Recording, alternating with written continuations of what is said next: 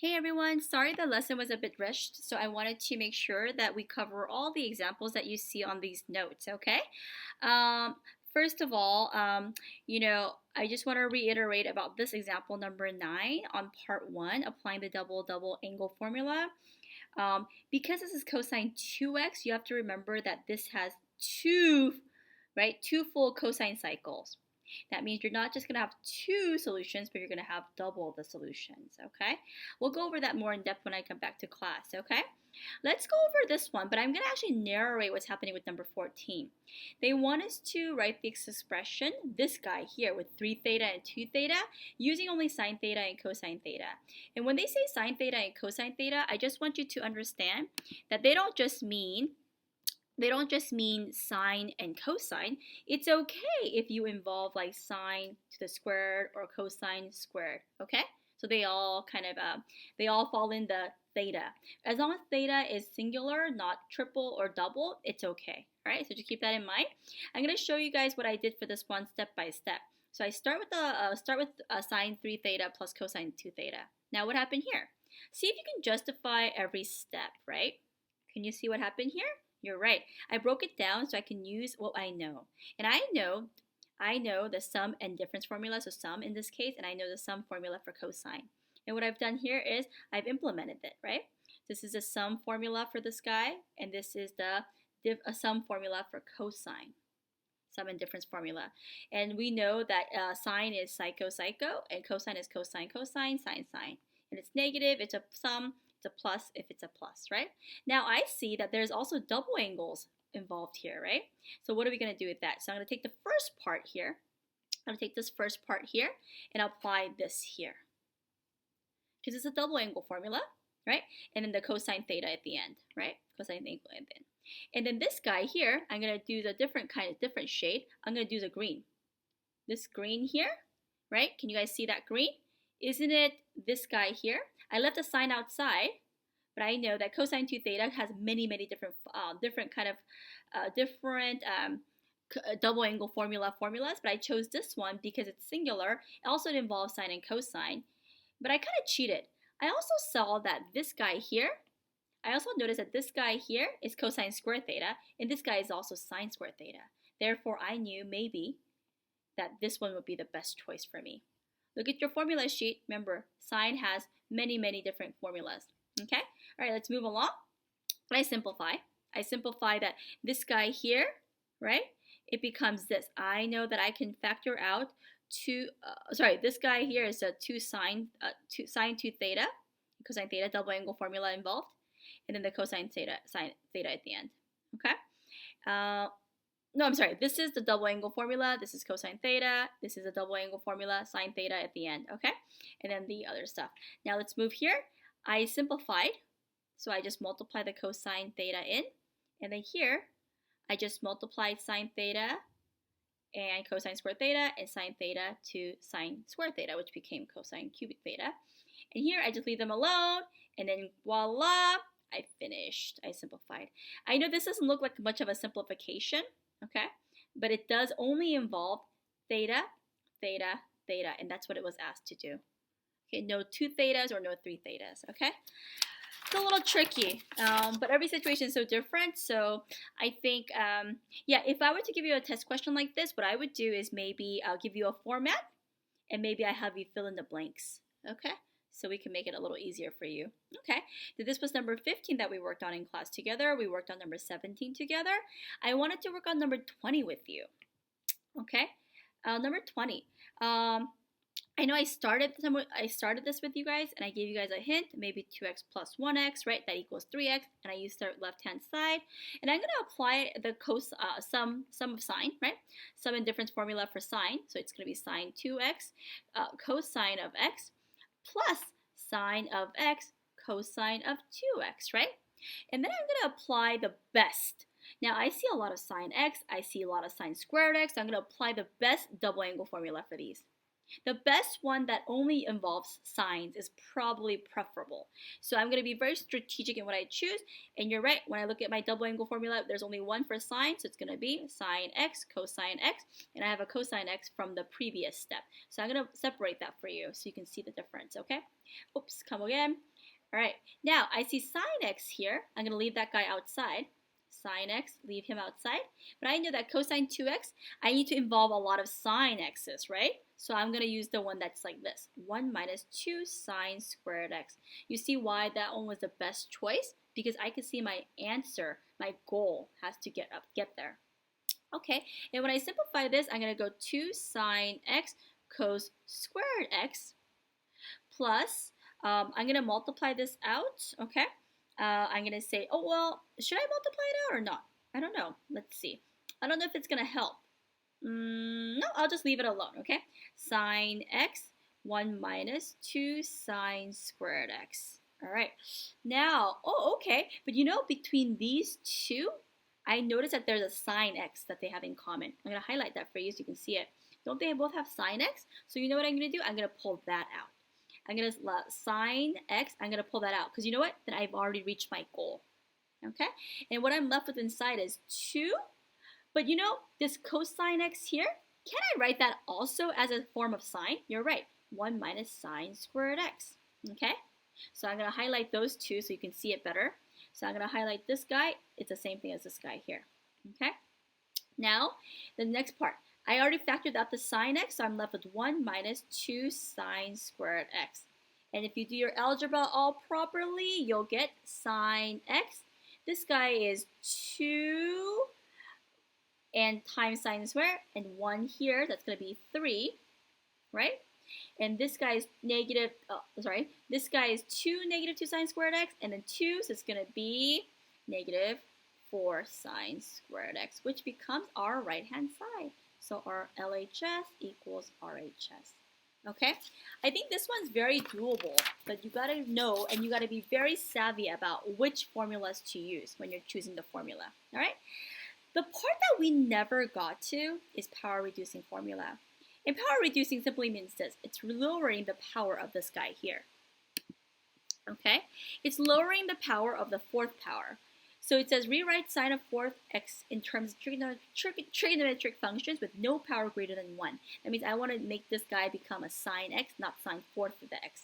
And here are the power reducing formulas. It involves a lot of cosine, as you can see. Okay? All right, so let's start with the left-hand side. You're going to have to be very savvy with your algebra and also your calculations. So sine of 4x, I'm going to apply the power reducing formula here. Okay, well, if this guy is a squared, I know that this guy is going to be, right, this is a u, this guy is 2u. So think about what your u is and what your 2u is, okay? And I know that this is going to be sine squared x squared, right? Can I write it like that? Do you understand what I'm saying there? Yeah, that equals sine to the fourth x, right? So this guy is basically your sine squared u, right? Okay, so I get that that's 1 minus cosine, not just x, but it's actually 2x over 2, and I'm going to square that guy. Because that's this guy twice, okay? That's this guy twice, right? That guy, okay? Okay. Now, okay, but I don't want 2, right? But I also don't want this square. I want to reduce it, right? So what I'm going to do is I'm going to multiply this sucker out. And when I do, you guys, okay, I'm gonna explain this 1/4 later phenomenon, 1/4 phenomenon later, but I'm gonna show you why it makes our life easier. Okay, so it's gonna become 1 minus 2 cosine 2x plus cosine square 2x. What I've done is I multiply this, I square this guy out, and I square the denominator. But the denominator is 1/4, so I pulled it out, right? I squared this whole thing. So the top is 1 minus cosine 2x times 1 minus cosine 2x, which factors to this.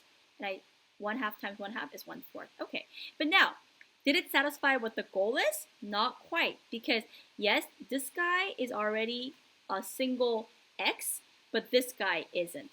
He's actually a square, so that's an issue. So I'm going to change just that guy. So I'm going to switch gears.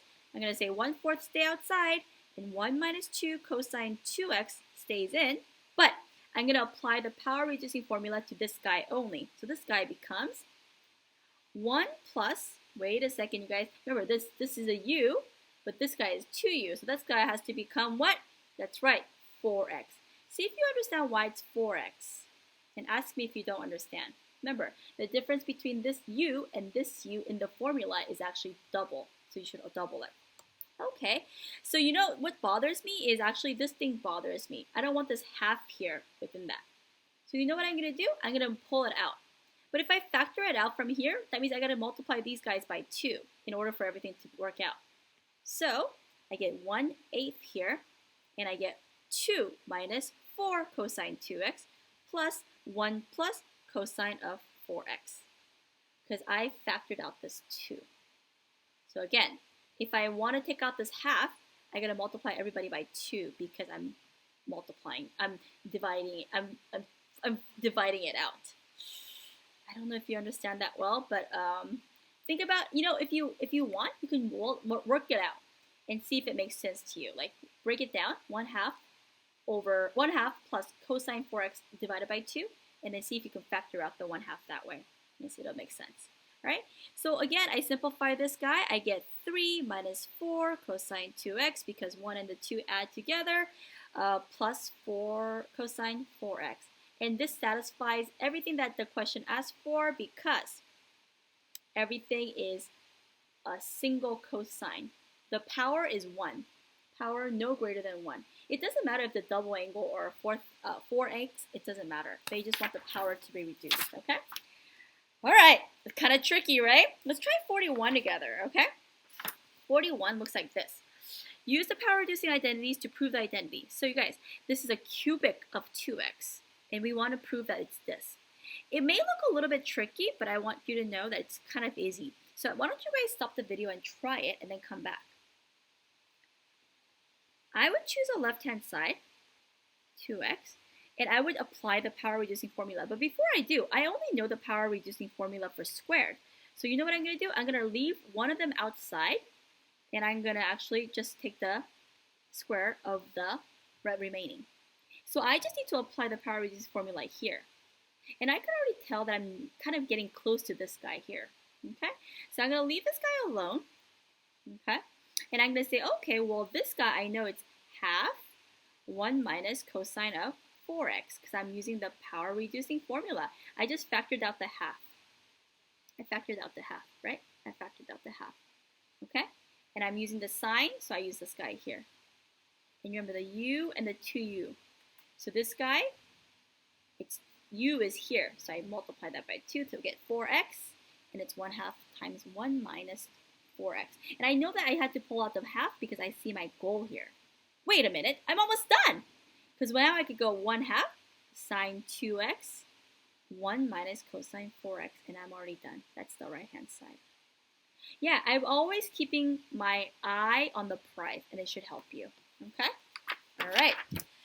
Okay, we did these two here for half angle. Half angles, I think the answer is going to be tricky for you guys, right, to simplify, but I guarantee you it'll be pretty easy, okay? Now let's move on to part 4, the last part of this, okay? Part 4 is a little bit weird. Let's see, I'm not going to do all of them, okay? Our goal is to find the general solution, find all solutions in intervals of, oh, never mind, all solutions in 2 pi. I'm only going to do specific ones because some are good and some are not too good. So I'll just try a few with you. Let's do 45 together, okay? 45 looks very tricky, so I'm going to do 45 with us together. And then I'll send you the transcript for the rest of the notes, okay? All right. I can see that this guy is the, what kind of, like, what is this guy, right? You're like, what is this, tangent x over 2? Oh, this is actually what you have to think about. Okay. Now, how about this one? I send you guys a transcript. It's a little bit hard to convey. How about we try number, I'm trying to do the one that's going to be easiest on the video to show you, okay? Okay, how about let's try 43. Cosine squared x equals sine squared x over 2. Okay, Okay, what can we do here? Let's rewrite. Okay, remember we're supposed to use a half angles, okay? So let's try this. It's cosine squared x is equal to this guy here. What does that become, right? You guys see? Okay, let's go back to this half angle of sine, okay? You know how this guy is here, okay? You know how this guy is sine? You see how ours is squared? So what can we do? We can square root it, right? Okay, so that's a giveaway. That means if this guy is square, we would square both sides. In which case, it would become 1 minus, this is a square for a reason, right? 1 minus cosine x over 2. Again, because this guy is equal to the square root, if this guy is squared, we would actually get rid of the square root symbol there. So we would end up with this. Hopefully that made sense. And then here, because this is not an identity proving, we would just cross multiply. 2 cosine squared x is equal to 1 minus cosine x. And we would simplify all onto one side, right? Just like how you solve in algebra class. Hiya, hiya. 2 cosine x, 1, 1, minus and plus and equals 0. And then you would solve. Okay, so 2 cosine x equals 1, cosine of x equals negative 1, cosine of x equals 1 over 2. When is cosine negative 1? If you have to ask yourself, so x is equal to pi over 3, 5 pi over 3, and when it's equal to negative 1 is pi. All right, that would be the solution in 0 to 2 pi. I will send you guys my transcript for the rest of these, okay? Hopefully that helps. But again, remember, using the half angle identity. So if things don't make sense, just remember, it's squared here. It's squared here for a reason. Because they want you to understand that if you square it here, right, that it would come out of the square root symbol. Okay? All right. Good luck, you guys. I know this is not easy. Take it easy and do it at your own pace. Good luck.